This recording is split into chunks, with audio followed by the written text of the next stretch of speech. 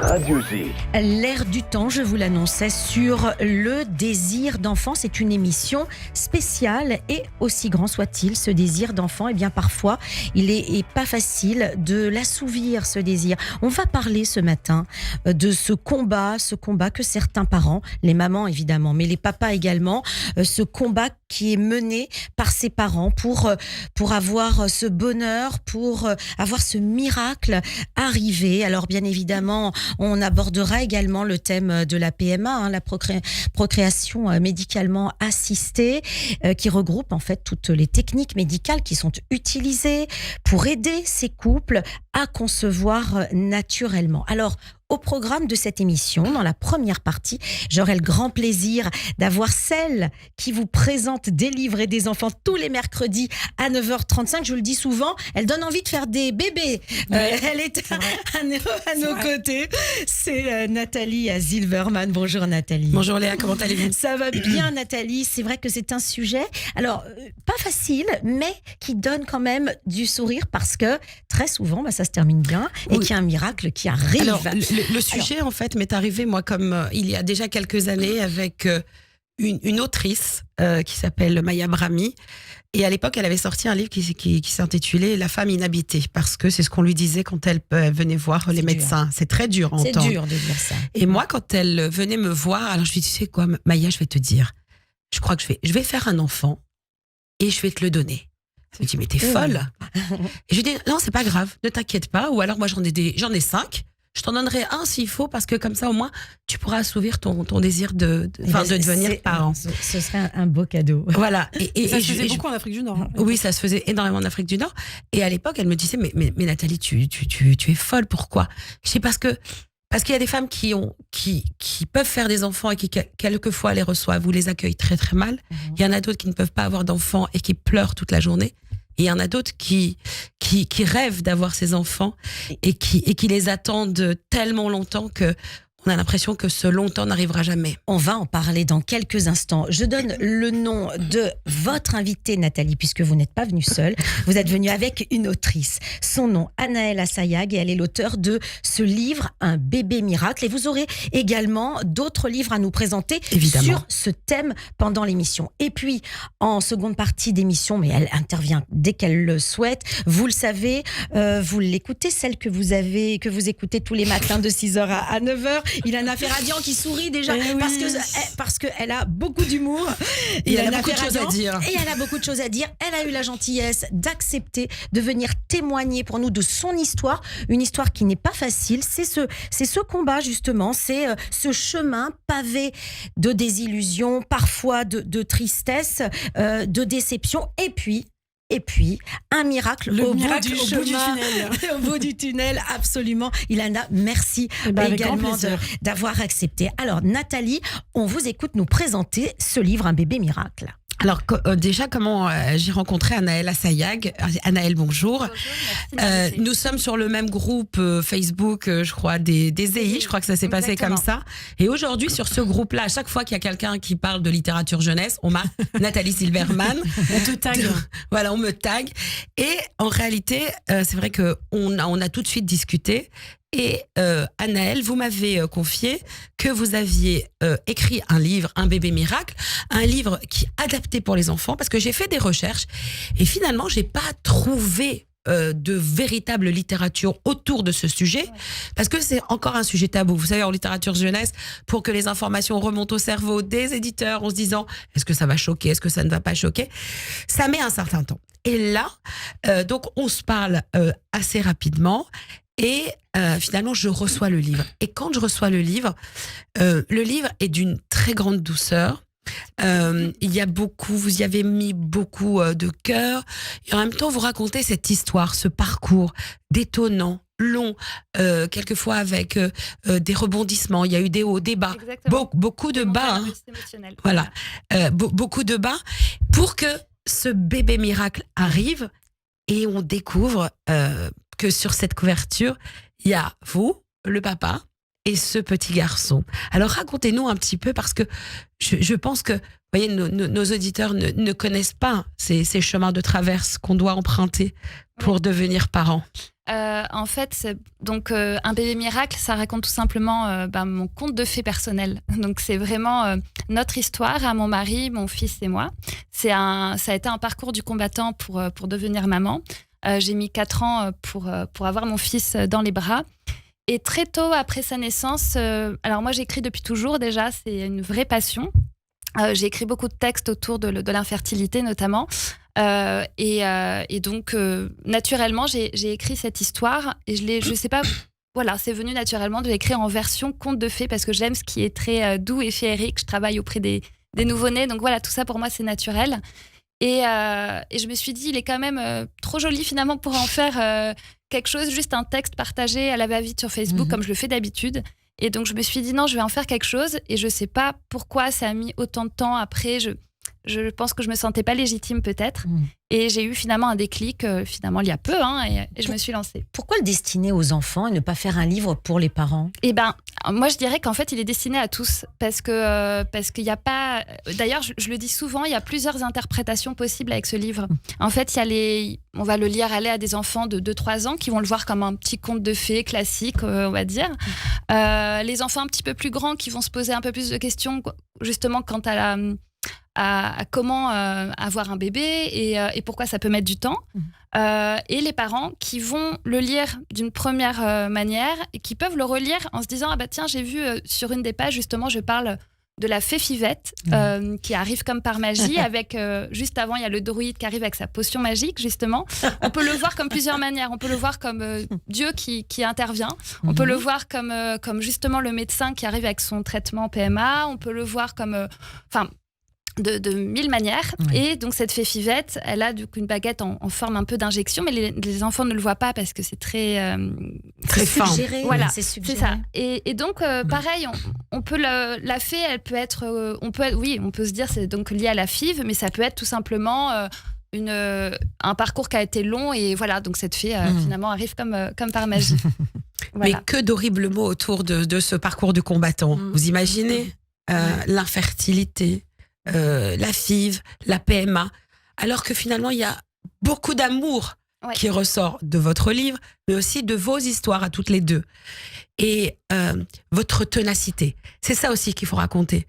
Parce que si vous en êtes là aujourd'hui avec les bébés que vous avez, et nous on les adore, alors on les aime beaucoup, c'est que finalement vous avez été tenace, vous avez surmonté toutes les épreuves, finalement que l'être humain, pas une femme, mais l'être humain puisse supporter et surmonter. Anaëlle, c'est une question que je vais poser tout à l'heure à Ilana. Qu'est-ce que vous auriez envie de dire à ces femmes qui nous écoutent, et ces mamans, ces papas ou ces futures mamans et papas? Qu'est-ce que vous auriez envie de leur dire quand elles sont en plein cheminement, justement? Alors, déjà, je sais que c'est difficile, mais de ne pas perdre espoir. Faut sans cesse essayer de s'accrocher à ce qui nous donne de l'espoir et surtout trouver un accompagnement. Ça peut être un accompagnement psychologique, ça peut être un accompagnement par la sophrologie, par le sport, enfin peu importe, mais trouver quelque chose qui nous permet aussi de se défouler, quoi. Parce que est-ce que dans votre parcours, toutes les deux, est-ce que vous avez trouvé à chaque instant la bonne personne, ou est-ce que vous avez dû tâtonner d'abord? Tu veux répondre? Moi, je dirais la seule vraiment véritable bonne personne, ça a été mon mari. Parce qu'en fait, on l'a vécu vraiment ensemble et honnêtement, personne ne pouvait comprendre à ce point ce qu'on était en train de vivre. Et c'est vrai, c'est vrai que souvent dans les parcours PMA, en fait, le mari a un peu une place en retrait, le compagnon ou le mari a un peu une place en retrait, mais en fait, c'est lui qui est tout le temps là pour nous épauler, pour nous aider. Et il y a beaucoup de couples qui se séparent justement pendant les parcours PMA parce qu'ils ne sont pas soudés. Et en fait, c'est là où on voit vraiment, à quel point le couple est fort et s'aime en fait. Ça passe ou ça casse en général. Hein. C'est ce que ça passe ou ça casse. Oui, les épreuves, parfois renforcent et parfois séparent. Ilana, votre histoire justement. Alors mon histoire, c'est très compliqué. Par où commencer? Alors moi, ça m'a pris 7 ans pour avoir ma fille. Donc ça a été très long. En fait, moi, dès mon mariage, je me suis dit, je vais arrêter la contraception, la pilule, ça va marcher. Enfin, j'imaginais pas du tout, comme toutes les femmes qui veulent avoir un enfant, qui allaient avoir un problème. En fait, on se dit toujours, ça n'arrive qu'aux autres, ce genre d'histoire. Et on se dit jamais, en fait, ça peut m'arriver aussi. Donc en fait, après la pilule, moi, après les mois ont passé, j'arrivais toujours pas à tomber enceinte de manière naturelle. Et en fait, j'avais aussi une petite voix dans ma tête qui me disait, c'est pas normal parce que à chaque fin de cycle, à chaque règle en fait, ça me faisait très mal. Parce que donc c'était un peu anormal parce qu'en fait, on va dire que la pilule, ça fait un peu office de cache-misère pendant toutes les années où on la prend. Donc on voit pas forcément des symptômes, des choses qui peuvent nous dire, tiens, t'as peut-être un problème. En alerte, en fait. Voilà, t'as peut-être un problème gynécologique ou un problème, machin. C'est vrai que pendant des mois, on n'y arrivait pas. Et au bout de 1 an, je suis partie consulter et la première gynécologue m'a dit, mais vous inquiétez pas, vous avez 24 ans, 25 ans, ça va très bien se passer, vous êtes jeune, il n'y a pas de souci. Ça paraît tôt en fait, voilà. Ça paraît tôt. Mais bon, le désir est là, qu'on ait 24 ans ou 30 ans. Voilà. Exactement. Et je me dis, ok, j'attends. Et en fait, on me dit, et je voyais aussi les statistiques, si au bout d'1 an et demi d'essai, ça marche pas, il faut vraiment consulter. Donc moi, j'avais aussi ces douleurs de règles que je trouvais un peu anormales et j'avais commencé à me renseigner aussi sur l'endométriose. Et en fait, j'avais toutes je cochais toutes les cases les cases de l'endométriose, douleurs de règles, un SPM, donc un syndrome prémenstruel très marqué, vraiment tout ce qu'il y a autour de l'endométriose. Donc je fais les premiers examens à l'été 2017. Donc c'est une batterie d'examens, Annelle peut en parler. C'est l'IRM, l'hystérographie, donc c'est une radio des trompes pour voir si les trompes sont pas abîmées. Il y a quoi d'autre? Il y a l'échographie pelvienne. Oui, après je sais pas si t'es passé par une célioscopie aussi, mais voilà. Célioscopie, non, parce que c'est vrai que moi, mon endométriose, du coup, j'ai découvert avec l'hystérographie et l'IRM que j'avais une endométriose et même une adénomiose. Donc c'est une forme d'endométriose en fait qui est interne au muscle utérin. Donc c'est de l'endométriose qui est dans le muscle. Donc c'est assez compliqué à opérer. Mais sinon de l'endométriose superficielle, mais qui me faisait très mal. Et puis donc je suis allée revoir ma gynécologue et donc avec tous les examens. Et puis évidemment, on dit aussi que les messieurs doivent aussi faire des examens. Bien sûr. Donc il y a les spermogrammes, tout ce qui concerne le masculin. Et ça atteint déjà le moral quand on a fait tout ça. Hein. Et alors que dit le médecin? Est-ce que tout de suite il dit donc il faut la PMA? Alors donc moi c'est ma première gynécologue, donc je vais la voir avec tous ces examens. Elle me dit alors là on a d'endométriose, là on a adénomiose, on a une réserve ovarienne. Ce que vous saviez déjà de toute manière. Voilà. Mais bon, je pensais pas que c'était dramatique quoi. On a une réserve ovarienne qui est très basse pour votre âge. Avec tout ça, on va faire une FIV. Et donc moi j'ai 25 ans. Comme ça comme ça. Mais vraiment c'est une. Et personne ne prend de gants. C'est ça. C'est-à-dire, on vous envoie tout dans le visage en disant, finalement, vous n'avez pas fait assez d'efforts, entre guillemets. Donc maintenant, je vais vous aider un peu à revenir sur le chemin. Pour elle, je pense que elle a l'habitude, en fait. Moi, j'ai 25 ans. C'est un saut dans l'inconnu. Elle me parle de FIV. Pour moi, la FIV, c'est pour les femmes de 40 ans qui n'arrivent pas à avoir d'enfants. Mon ignorance est totale, en fait, à ce moment-là. Je me dis, mais dans quoi Mais ça paraît une montagne. Je m'embarque. C'est terrible, en fait. Donc, ok, une FIV, ok, donc je sors du cabinet, je m'écroule, c'est des pleurs, faut l'annoncer à mon mari, alors lui il comprend encore moins ce que je suis en train de lui dire, et je sens à ce moment-là que ça va vraiment être très compliqué, et donc là ça va être le parcours du combattant jusqu'en 2022. Voilà. Alors on parle souvent de ces FIV mais qui ne fonctionnent pas, la première, la deuxième. Comment on gère, alors je pose la question à toutes les deux, comment on gère ces échecs successifs? Parce que ça a duré, là vous avez dit Anaëlle, 4 ans. Oui, 4 ans. 7 ans. Oui. Alors d'un point de vue et psychologique et d'un point de vue physique. Parce qu'il y a c'est tout en même temps. C'est ça. Physiquement, on est fatigué évidemment. On a le moral dans les chaussettes. Voilà. Après, oui, toujours bien s'entourer. Moi, la seule chose, c'est que je me laisse vraiment aller. J'ai eu beaucoup d'échecs et j'en ai eu même après mon fils parce que j'ai retenté et ça n'a jamais marché. Donc j'en ai eu beaucoup. J'ai besoin de me laisser aller vraiment au fond du gouffre pour mieux remonter. Mais c'est vrai, je suis comme ça. J'ai besoin de pleurer. C'est quoi aller au Mais vraiment, c'est ça. Me laisser quelques jours où je ne fais que ça. Oui. Même, si j'en ai besoin. Et en général, c'est moins de quelques jours dont j'ai besoin finalement. La même chose, en fait, moi, pour affronter ça, c'est vrai qu'il faut bien s'entourer. Moi, à l'époque, j'étais pas tellement bien entourée parce que toutes mes amies encore n'étaient pas forcément mariées. J'étais la première de mon groupe d'amis à vouloir avoir un enfant. Donc j'étais pas forcément bien entourée parce que les gens ne comprenaient pas. Personne ne pouvait comprendre donc, et moi, partager. Peut-être que Anaëlle aussi, ça t'a aidé. Moi, c'est vrai que les forums sur Internet, ça a été vraiment l'exutoire. Oui, défouloir, une sorte de défouloir. Je passais ma vie sur Internet à taper sur Google des symptômes, des personnes qui avaient la même histoire. Exactement, les témoignages, c'est ça. hyper important. Et puis comment je l'ai affronté aussi, c'est en refaisant à chaque fois des FIV, ne jamais m'arrêter, aucun répit. Combien de FIV, Ilana? Moi, j'en ai fait 8. Donc 8 ponctions pour un transfert de... 8 ponctions. Transfert d'une vingtaine d'embryons. Et vous, Anaëlle, combien? Alors je ne sais même plus parce que j'en ai fait 2 pour avoir mon fils. Après 6, j'ai fait de la stimulation avant et après depuis mon fils j'en ai fait 3 il me semble. Et voilà, je ne compte même plus parce que... Oui, c'est-à-dire qu'en fait on a les inséminations artificielles et ensuite la FIV c'est vraiment l'étape supérieure. En fait. C'est ça. Que vous disent les médecins? Est-ce qu'on peut continuer la procréation, comment est-ce qu'on appelle ça là, médicalement assistée, la PMA. Est-ce qu'on peut la continuer indéfiniment? Je veux dire, pour donner un peu d'espoir aussi aux femmes qui nous écoutent, est-ce qu'on peut aller très loin? Alors, ça va dépendre des médecins, honnêtement. Moi, mon médecin m'a un petit peu abandonnée quand même.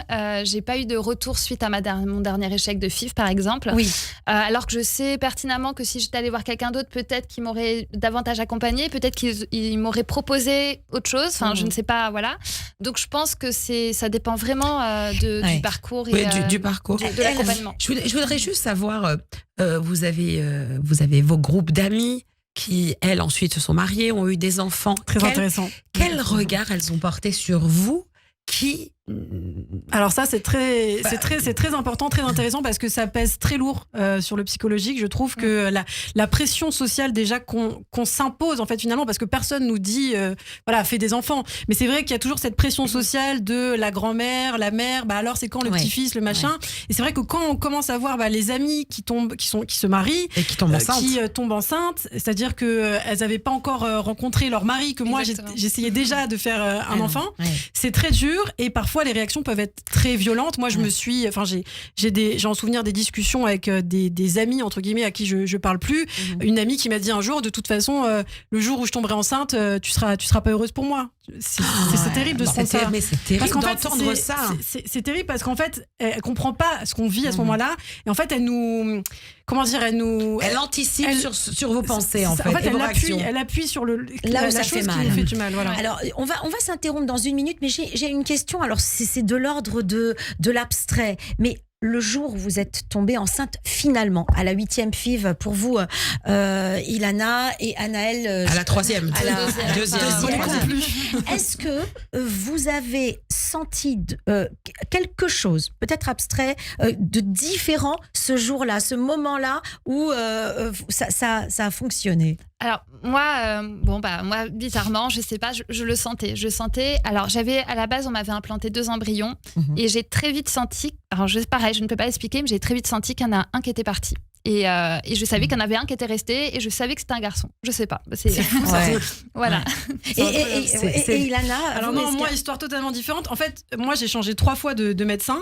Donc ma première gynécologue, je l'ai abandonnée au bout de la 3e FIV parce que je voyais qu'elle n'était pas compétente malheureusement. Donc j'ai changé une 2e fois, ça n'a pas marché. Et j'ai rencontré un professeur incroyable en début 2021. J'ai fait une FIV en 2022 qui a donné beaucoup d'embryons. Ça n'a pas marché les transferts. Et c'est vrai que octobre 2022, j'ai eu aussi un transfert de 2 embryons. Mais moi, par contre, je savais pas. Parce qu'en fait, tous les symptômes se confondent. Comme on prend après la progestérone. la progestérone. En effet. On a tous les symptômes de la grossesse sans forcément qu'ils soient les symptômes de la grossesse. Donc, moi, je pensais que c'était fichu, en fait. La réalité, c'est que je pensais que c'était fichu. Et les filles, vous restez avec nous. On est en compagnie de Nathalie Zilberman, Anaëlle Assayag et Ilana Ferradian pour parler de ce désir d'enfant et de la PMA ce matin. On poursuit juste après la pause. Radio J. Et on se retrouve dans la seconde partie de l'Air du temps ce matin, le désir d'enfant. On en parle avec Nathalie Zilberman pour délivrer des enfants, évidemment, qui n'est pas venue seule. Elle est venue avec Anaëlle Assayag, qui est l'auteur de ce livre, Un bébé. On dit l'autrice. Pardon, mesdames. Non, C'est vrai, il va falloir. Oui, écrivaine, autrice, plombière, je ne sais plus. Et en tout cas, journaliste, là, ça ne change pas. et Ilana Ferradian qui nous fait le plaisir de témoigner. Vous avez parlé, Anaëlle, Ilana, tout à l'heure, vous avez parlé de votre histoire. C'est pas toujours facile, mais ça aide celles et ceux qui nous écoutent et qui sont peut-être en train de vivre ça. Ça fonctionne. Vous avez eu le miracle, finalement, toutes les deux, et ça, c'est merveilleux.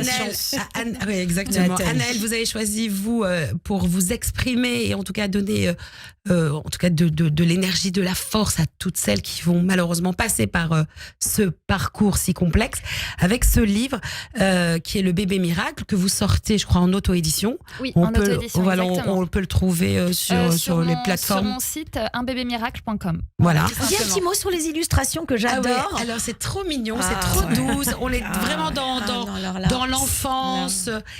Voilà, on est vraiment décomplexé. C'est-à-dire qu'on parle de choses de manière très décomplexée. Exactement. Et les illustrations accompagnent ce beau texte. Et je pense qu'il fallait au moins ça pour... voilà, on va donner le nom de l'illustratrice. Alors, elle s'appelle Océane Bernardo. Elle m'a accompagnée. Elle a été merveilleuse, tout simplement. Et j'ai eu un vrai coup de cœur pour elle. Oui. Vraiment, pour son Et puis vous, Ilana, par contre, vous avez décidé d'écrire, vous, un livre plutôt pour les adultes. Tout à fait. En fait, tout à l'heure, vous posiez la question de comment, c'est vrai, quels conseils on pourrait donner à quelqu'un qui est dans ce parcours. Et c'est vrai que, moi, il y a eu les forums qui m'ont beaucoup aidé.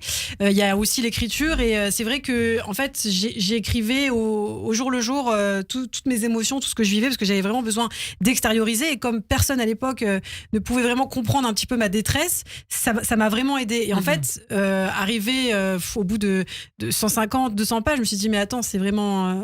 il y a de la matière à faire un livre. Et puis, je pense que ça peut vraiment aider, puisque à l'époque, moi, il y a 7 ans, quand j'ai commencé le parcours, que j'étais un petit peu dans le flou de ce que c'était la PMA, il n'y avait pas encore vraiment trop de livres qui parlaient de ça. Aujourd'hui, il y en a... Aujourd'hui, il y a beaucoup de BD, en fait, sur les FIV, etc. Mais il n'y en avait pas vraiment. En adulte. Donc, je me suis dit, ça pourrait aider de voir quelqu'un qui a autant galéré à se dire que finalement, il y a quand même l'espoir au bout du tunnel. Est-ce que ça peut être aussi un conseil pour les femmes qui ont du mal à le vivre, d'écrire, de poser sur le papier finalement toutes leurs impressions? Ça peut être l'écriture, mais ça peut être d'autres choses. Ça peut être la danse pour certaines. Je veux dire, chacune a son défouloir. C'est ce que je disais tout à l'heure. On va appeler ça de la maïeutique, puisque avant d'accoucher vraiment, il va falloir accoucher quelque chose parce que ce poids-là est très important.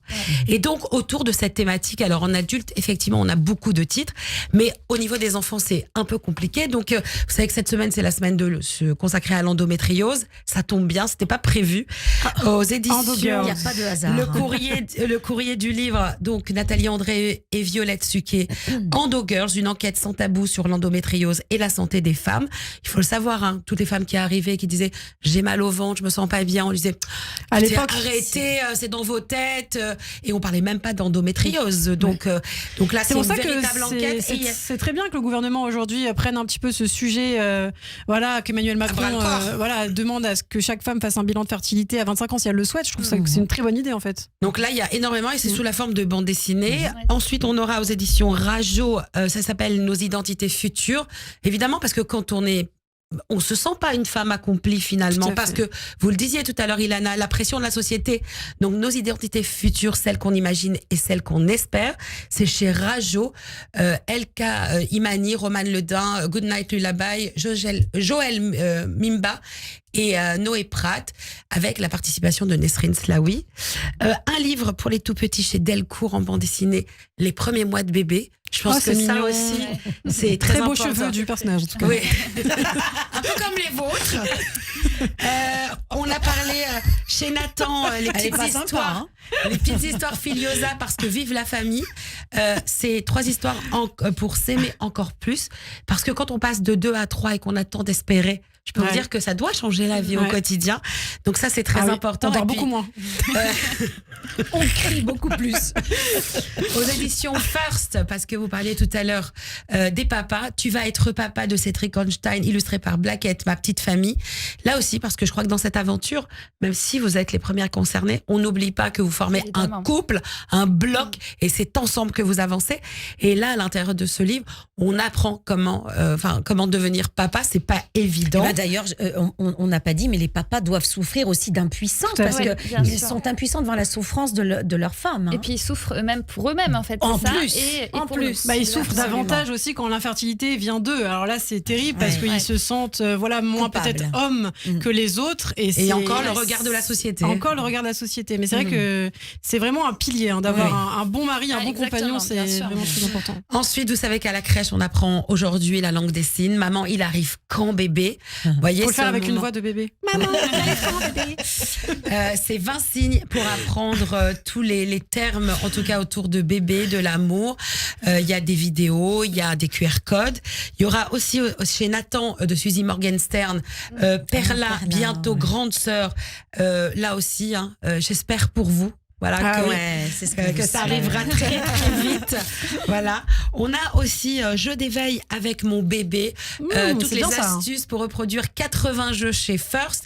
Voilà, toutes les idées. Oui, je sais, Ilana, que vous jetez le livre de tout à l'heure. Et puis, quelques livres supplémentaires. Le Petit Monde de Lisha, le tome 1 d'Olivia Gaps. Vous savez, ces petites filles, parce que vos enfants, vous un petit garçon, Anaël, et vous une petite fille, quand ils vont devenir un peu plus grands, ils vont prendre beaucoup d'assurance et vous allez voir, vous savez, le petit poupon que vous aviez entre les bras. Sans l'expérience. Voilà, on sent l'expérience, oui, parce que le mien va avoir 34 ans quand même, le premier, donc voilà. Et là, on va aller au musée, on va faire du yoga, on va découvrir plein d'activités assez fantasques.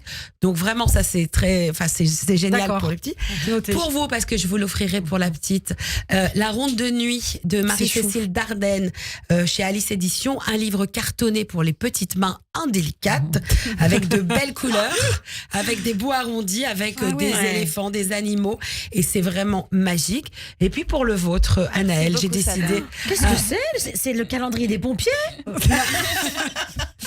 Je crois qu'elle veut avoir un bébé, je pense. Ça s'appelle Les Pompiers, le petit binôme en mousse. Rien à voir. Elle a honte de rien.